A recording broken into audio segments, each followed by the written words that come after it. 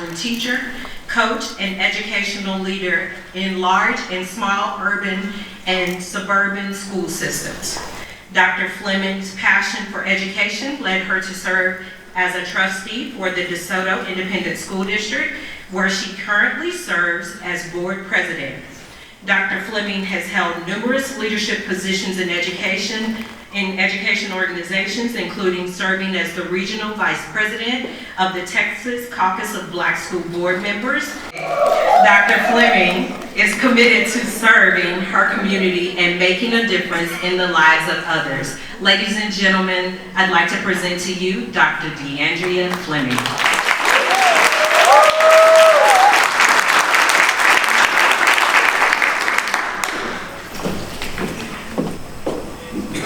Good evening.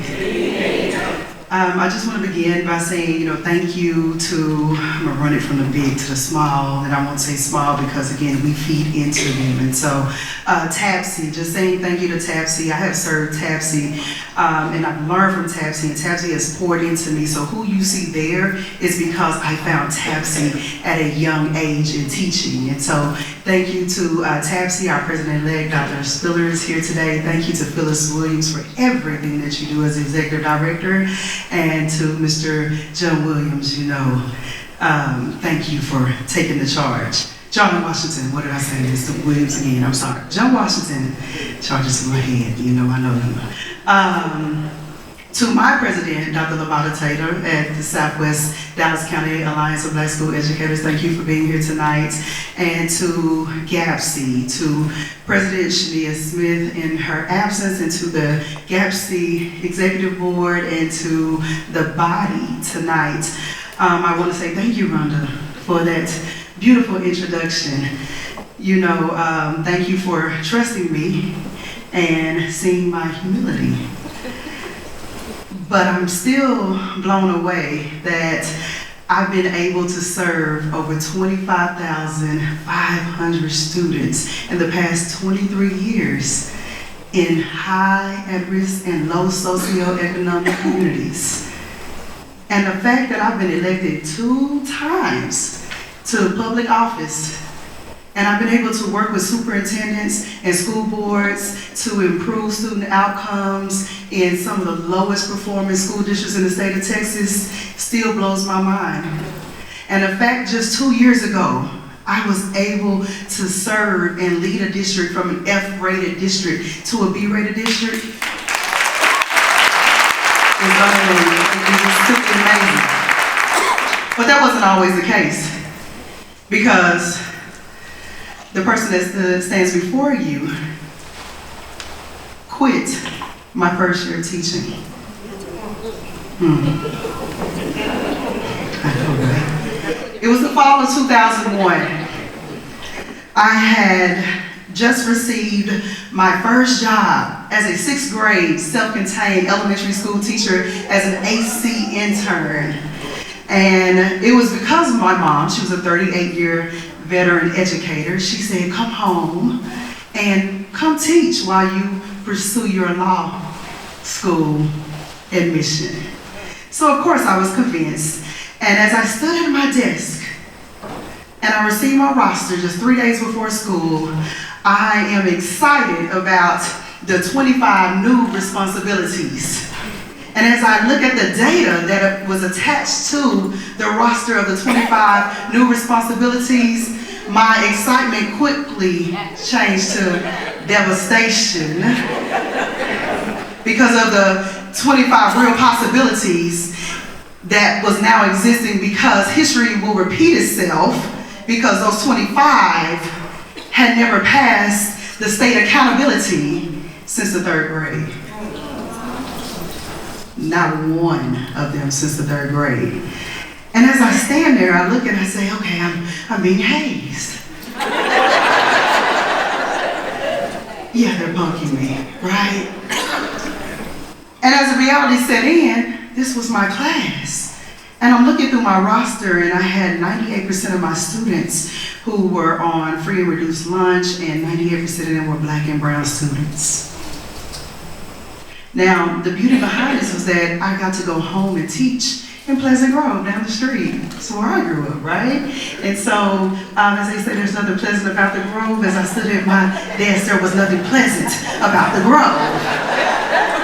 And so I said, what do I do? What do I do as they come in 3 days? These babies have been in this school for almost 6 years, and they failed. What was my responsibility? How do I approach them? How do I receive them? And so I said, you know what, DeAndrea, you do what you do. You speak life into them when they come in. First day of school, hey, welcome to school. I'm glad you're here. Yeah, I heard about the past, but the past is non-existent because in this room is where you will fail. And guess what? We're going to celebrate that. Because you know what? In this room, failing is a good thing. Failing means finding answers in learning. So we're going to fail often. Because see, what I need you to understand is that your failure is indicative of your performance and not the person. And so once they looked at me, they said, wait a minute, what? We're going to fail? Well, we used to that. We got this. Come on. We got you. Okay, you got it. So I had to lay down some foundation in my classroom that negative self-talk did not exist in my classroom either. And so every time there was negative self-talk, whether it was to themselves or to a classmate, they had to deposit a quarter into the jar. And I sent a letter home to the parents and said, every time, send a quarter home, send a quarter to school because it's not going to the lunchroom, it's going into the jar. Because the expectation is that we speak life into ourselves because I knew that they hadn't had that before. And so here's where I told you I quit, right? And so as I'm teaching my students, because I had to do some things that was unorthodox, I had to think outside the box, which means I had to teach outside the box. So the way that I have been taught could not be applied in the classroom. So we're in our classrooms and we are rapping. Yeah, because I love to sing and dance. So I had them dancing, I had them singing, because see, the textbook was there, so that's what I did my lesson plans out of, but I never gave them the textbook. Why? Because they had the textbook year after year after year.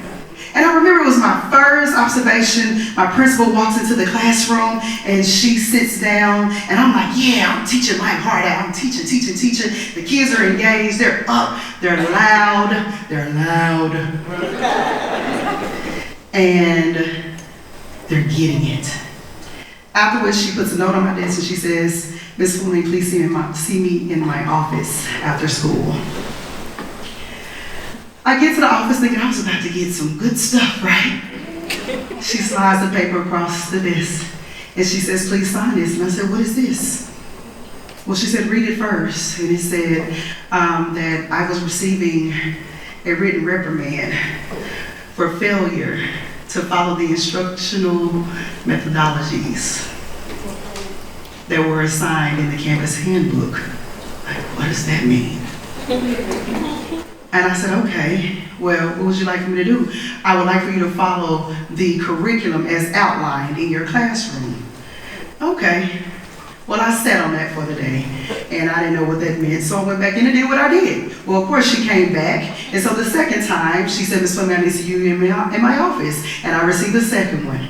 And then I went back to my room, and I did it again, because you know what was happening was that since I didn't get any explanation, I was going to continue with what I knew was necessary. And so the third time I was written up, the fourth time I was written up, the fifth time I was written up, and by the sixth time, the AC supervisor came to the school, to the campus, and she said, Career, let me talk to you. Do you know what is happening right now? I said, I don't know what's happening right now. She said, I see great things happening in your classroom, but your principal does not like it. And I said, I don't understand that. If you see great things, then support me in the great things that you see. And in the moment that she said that, she said, DeAndrea, sometimes you just gotta go along to get what you need. This woman signs your paper and then you need it for your certification.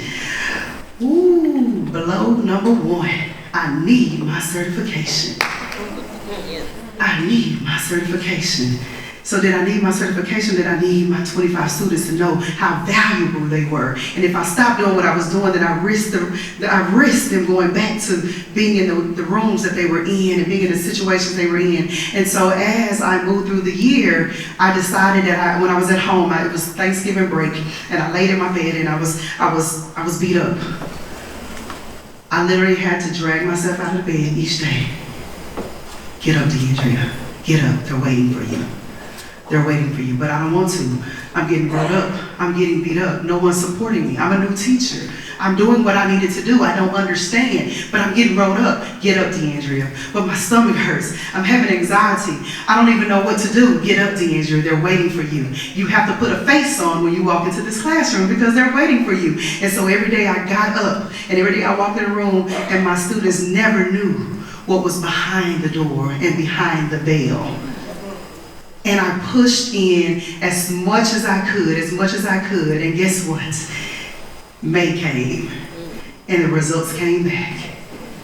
And to no avail, all 25 of my students had passed both the math and the reading assessments. And on top of that, I had 14 commended performances, and so for your new teachers, that's masters for you now. But it was commended performance, something they had never seen before. And so I went back in, and people from the district came in, and they were giving me cards, and my team gave me cards, and they said, "You did what was impossible." And I said, "Well, I thought I did what was necessary." And so guess what? On the last day of school, for my summary evaluation, my principal brought me into the room, and she said, "You know what? You did good." I said, "Well, thank you, finally. Thank you." And she said, "But you know what? You did what you were supposed to do, because teachers are supposed to make sure their children are learning." And she said, "Here's your evaluation, but I'm not going to certify you." I said, "Thank you very much. I understand." And I submitted my S-54 that day, and I quit. Now, I got calls from the AC office, I got calls from the district office, and they're like, "What are you doing?" No, we can't take this. I quit. Because if I have to suffer for my students to win, then it's not a win-win. Because there are people that are probably just like me who are suffering every day to get up and do what's necessary. And you have people who are in the way of that because they have egos. And so it was at that moment that I realized that I was meant to do this work. I was meant to do this work.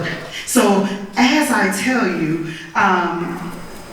my passion, so people who know me, they say I'm radical, I'm an activist and all that. But my passion stems from that day, for those who have never heard this story. That is why I'm passionate about what I do. That is why I speak life into people, and I want to make sure they reach their full potential and understand their resilience, because we have work to do. We literally have work to do. And so what I've learned, I want to share with you today. I'll leave you with these three little nuggets. The first nugget is, are you frontlining your position, or are you frontlining your purpose? See, a lot of times, and I've heard some of the teachers when I was sitting there listening, some of them, I heard them say, "I didn't need a classroom. I had opportunity, but I knew my purpose was in the classroom." Do you know how commendable that is? Because sometimes we think we have to get out to serve a purpose. And so you heard my resume. I did, but I stayed in the classroom for 10 years before I realized I had to get out, because my voice had to be in a space that was not occupied, because I needed to let teachers know that they were more valuable in the classroom. And so when you're frontlining your position, please know that there's nothing wrong with position. Just know when you're positioning that you don't have ego or she-go get in the way, which means you always have to be learning. There should never be a time when you have arrived in your position. You should always be learning. There should never be a time when you have arrived. And so when you look at your purpose, frontlining your purpose means today, mentorship. Who are you surrounding yourself around? How are you getting ready to go back into the classroom as we end this school year? This is the work that has to happen over the summer. And so I'm excited about this next one, because when you're frontlining your purpose, you have to ask yourself, how many of you are servant leaders? How many of you believe in servant leadership? Show of hands. Servants. So we all know that we have to be servants and not self-serving. Right? And we know that self-serving is done for our own benefit and at the detriment of others. But I want to leave you with a perspective today that many of us have missed in this field, in this education industry. And I'll say industry because sometimes we've turned it into more than what it is. It's a service. And so when I say service, I am talking about you today. So when we talk about service, I want you to think of it as responsibility starts with you. So responsibility to service starts with self of you. So what does that mean? That means that sometimes,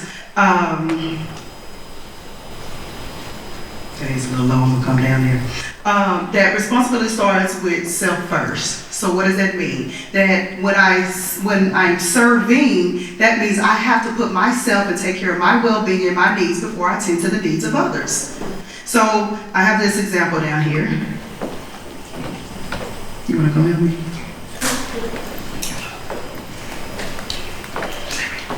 Okay. So let's start over. I'll start with this. The glass is what? Empty. How many of you have ever felt empty when we do this work? How many of you empty? Empty means you feel depleted.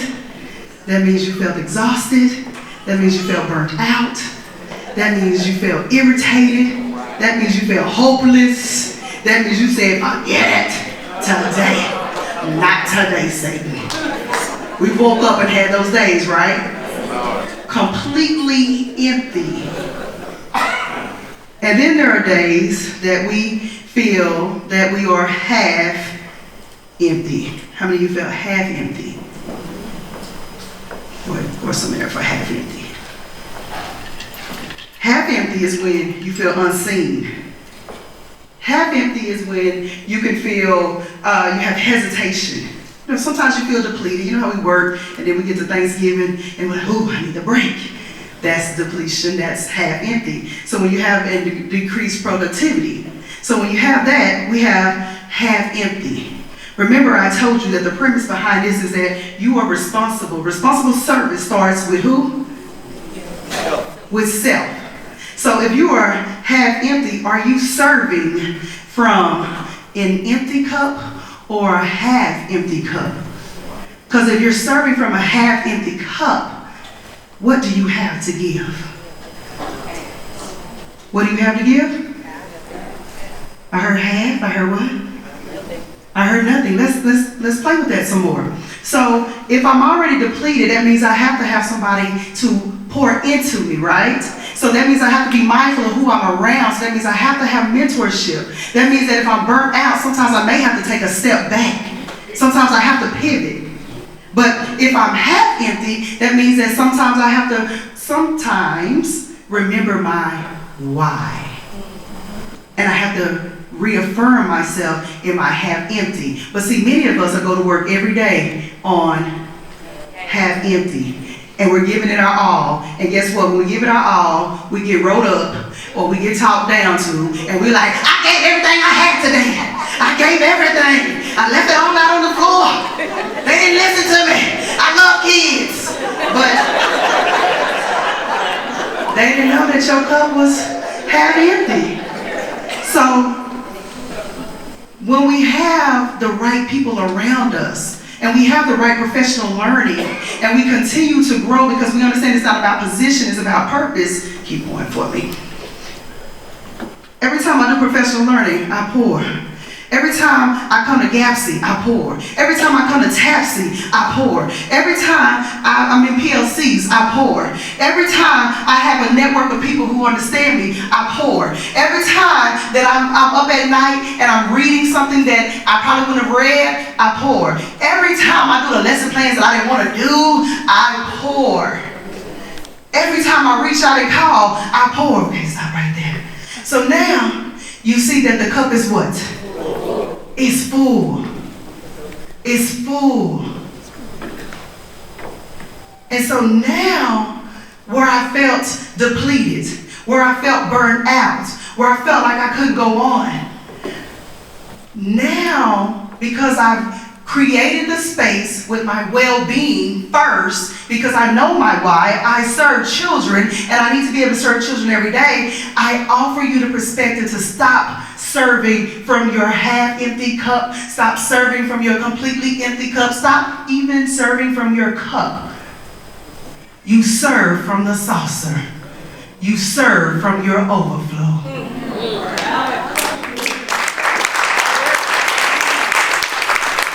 It is the way that you continue to get up and to do this work.